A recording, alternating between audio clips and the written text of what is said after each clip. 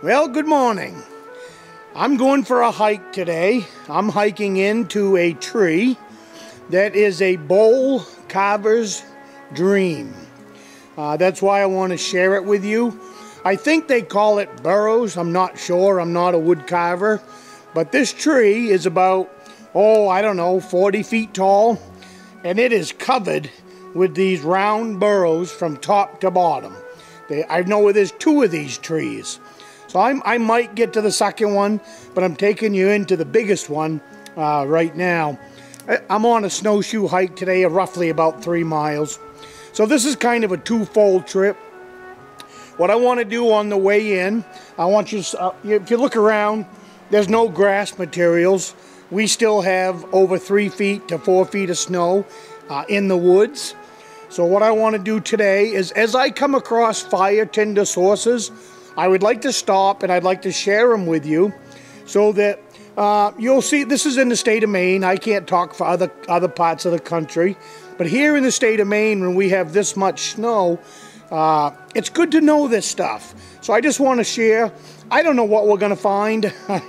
As I come across it, we'll stop, discuss it.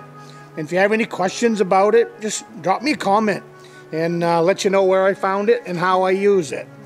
So that'll be enough for that. But I do have one little funny story. I didn't have the camera on.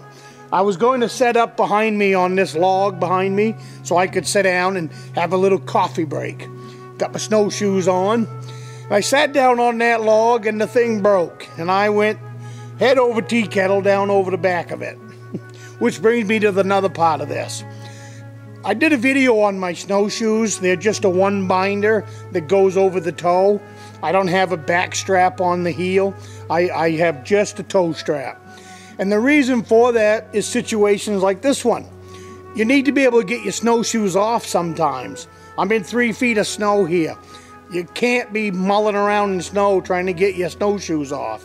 So by just having a toe strap, there's a little buckle that I can pull and I can take the snowshoe right off, which is a whole lot easier than them great big snowshoe binders that are very difficult to get off. If I had fallen in a beaver bog or a stream or through the ice somewhere, you need to be able to get your snowshoes off.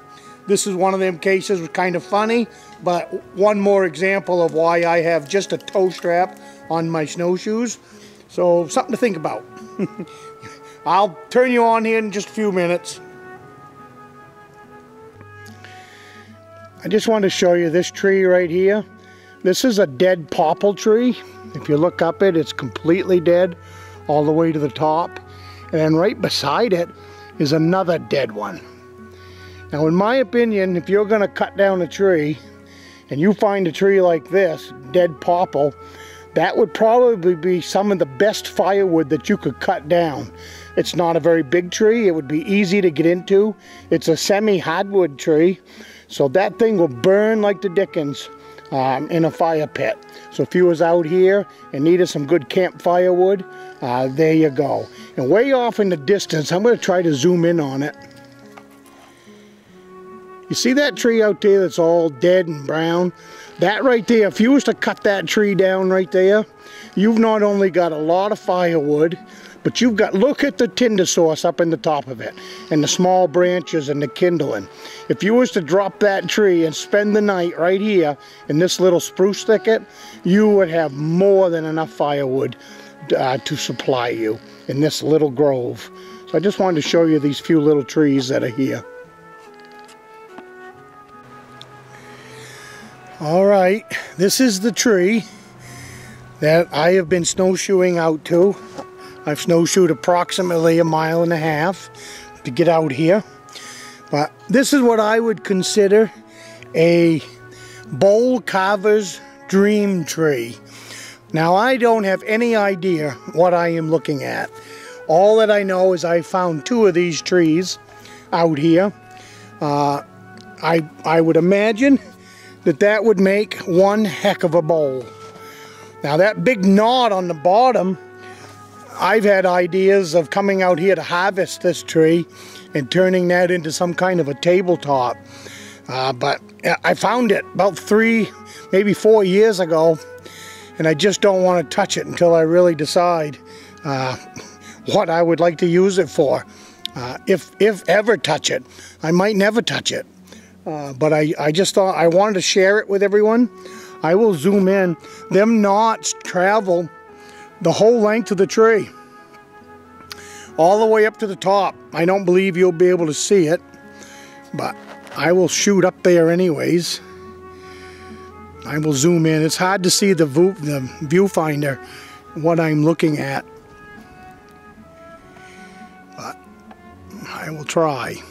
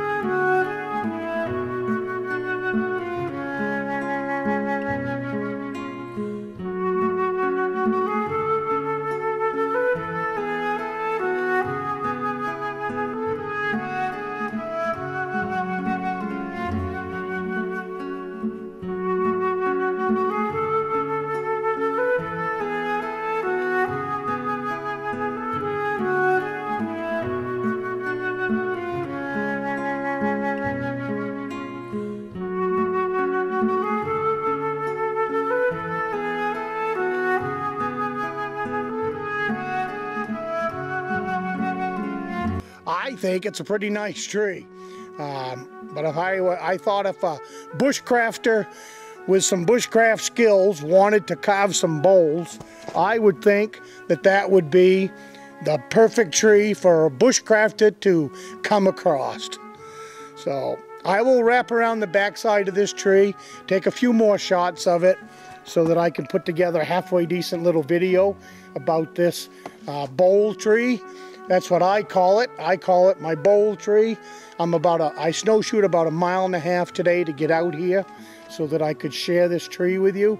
So I would really appreciate some comments about this tree, because it's pretty special. I've only found 2 of them in all the miles that I hike out in this piece of woods. So enough of that. I'm going to move around the other side and we'll take some more pictures of it.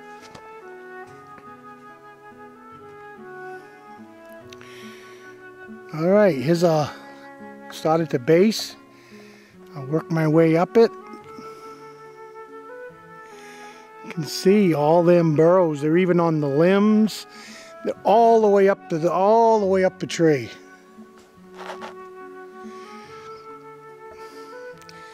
I will zoom in just a little. Like I said, it's really hard to see in the viewfinder.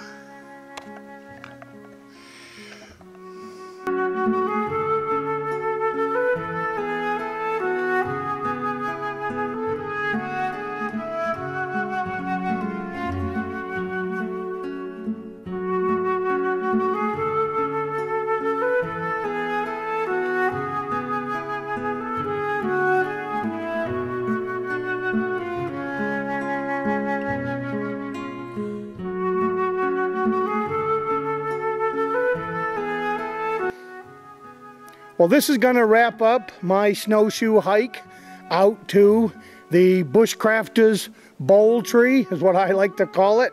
If you were carving bowls, I would think that this would be a beautiful tree for some kind of artist that really knows what they're doing when it comes to carving things out of wood. This is a unique tree that I've only found 2 of them in all of my travels. There's another one roughly about 1/2 mile from here, but I wanted to bring you out and show you the size of these things.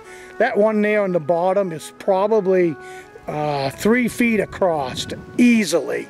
I've always thought that might make a really nice tabletop if somebody was to cut into that, but I will probably never touch this tree. I think it's unique. I really enjoy coming out to it. It's part of one of my day hikes. I always try to get out here and check on this old tree. So that's going to wrap up this video, and I will see you on the next one.